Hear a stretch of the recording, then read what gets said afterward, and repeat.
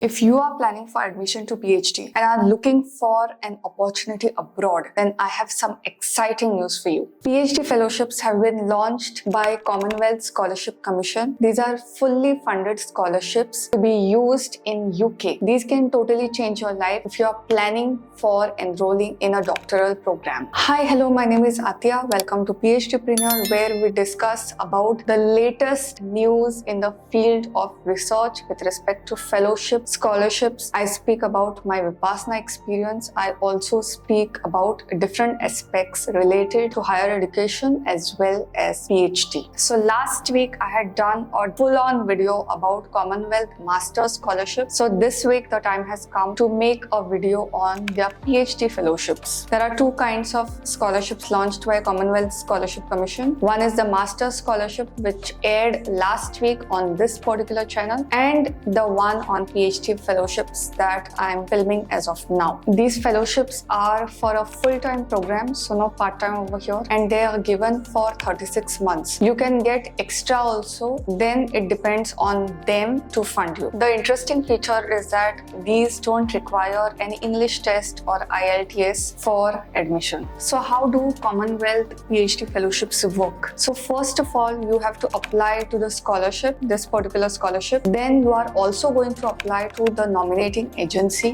which will then forward application on your behalf to Commonwealth Commission. Okay, so you have to apply in two places, one at the nominating agency, one at the scholarship commission. There are three kinds of nominating agencies. First, the national nominating agencies, which is the main route. So what you will do is check this link which is there in the description, and you will find your country, mail them and inquire about their deadline. The deadline for this scholarship is 17th of October 2023, but the deadline of nominating agency may be before that. So first thing you are going to check that. So national nominating agency, that is the first one. The second nomination is by selected universities or academic bodies. Certain institutions have the right to nominate few individuals for these fellowships. So some enrollment is going to come through this route also. The third kind of nominating agency is NGO and charitable body. So if you don't belong to the first two categories, some or the other way, like if you have disability, then you may have to choose this particular nominating body. Like if there is any kind of special case which does not fit into the criteria of first two nominating agencies, then you will have to go through this particular route of NGOs and charitable bodies, because they also nominate certain applications which don't fit into the previous categories. What are the different allowances and stipends that you are going to get in this fellowship? The first one is airfare, where you will be reimbursed for travel from your country over there, as well as the return ticket at the end of the award. Your tuition fees fully get funded. You don't have to pay any part of it. You will get a stipend or living allowance of this much amount per month, and if you are living in a metropolitan city, then you will get this amount. If you are carrying out any study related travel grant during your doctoral program, then also it will get fully funded. Also, this is specific to doctoral candidates only. You get midterm airfare. So the doctoral programs over here are for 3 years, that is 36 months. So in between, if you want to go home and come back, for that also the travel is fully reimbursed.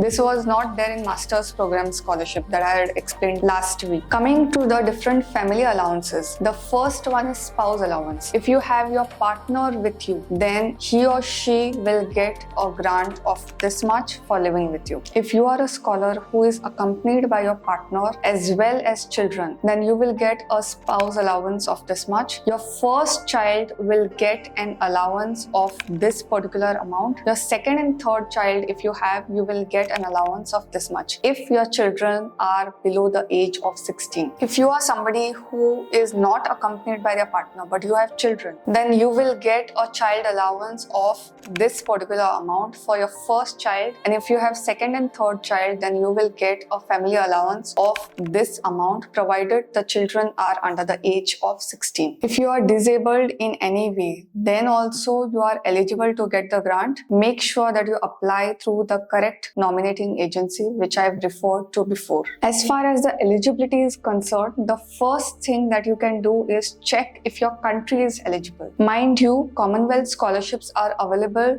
to those countries which are part of the Commonwealth. Okay, so these are the countries which are part of that. Check your country status if you are part of this, and then only proceed with the fellowship. You also need to have permanent citizenship in the country. You should be available for starting your academic studies in September 2024. You should not have registered for PhD or an MPhil in any UK university before September 2024. So these scholarships are actually the applications for next year's fellowship, but they are going to finalize this in few months in this year. By September 2024, you should be at least having a first degree of at least upper second class honors standard or a lower second class degree and a relevant postgraduate qualification, usually a master's degree. These scholarships are formulated in intention of providing financial assistance to those who cannot afford this fellowship. So you may have to submit your income reports and the relevant documents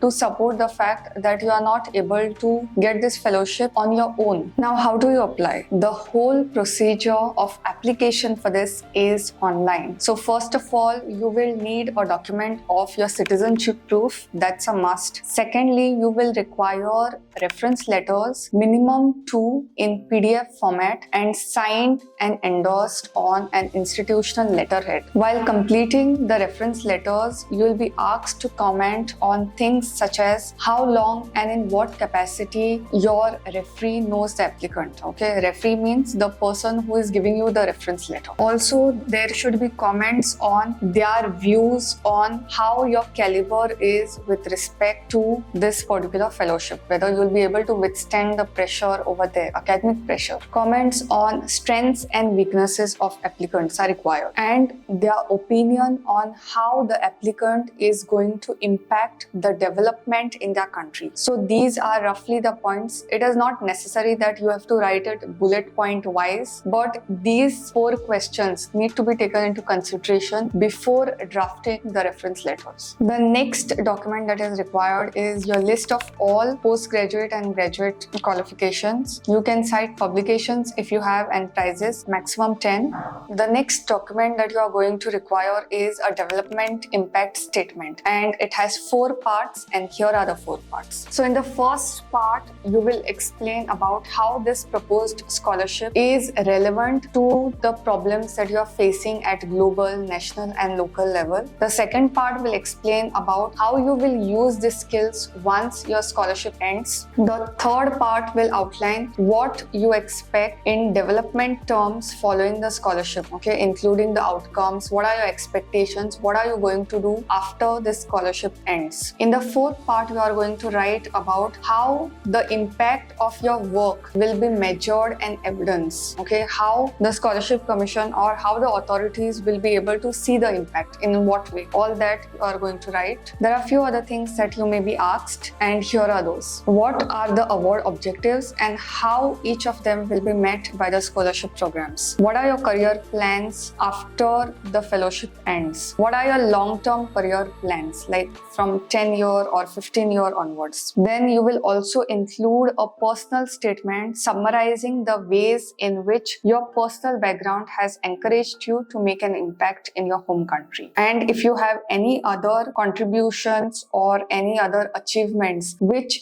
didn't fit into the previous sections, then that also you can add in this section, which is the end section. So these were all the things that you are going to require at the time of applying online, during the application process, and after that as well. Now, how is the selection going to happen? Selection is going to happen on 3 criteria. First, academic merit based on your qualification and whatever documents you have submitted. So based on that. Second one is based on research proposal. What work are you going to do for your PhD? Because research proposal is something that is always asked when you are applying for a PhD fellowship. And now though sometimes I've seen even master's programs, they ask these things. And what all you have written in the impact section, your development impact statement. It truly reflects what you are going to do after this particular fellowship in your home country. Now that I have explained everything in detail, and I'm sure by now your brain must be in splits because of too much of overload. So for that, to solve your mental confusion, I'm recommending 3 documents over here. The first one is FAQ section, where you will get all the answers to your query. The second one is the advice for applicants. So whatever questions you have while applying, so that will get resolved in this section. And the third one is the handbook.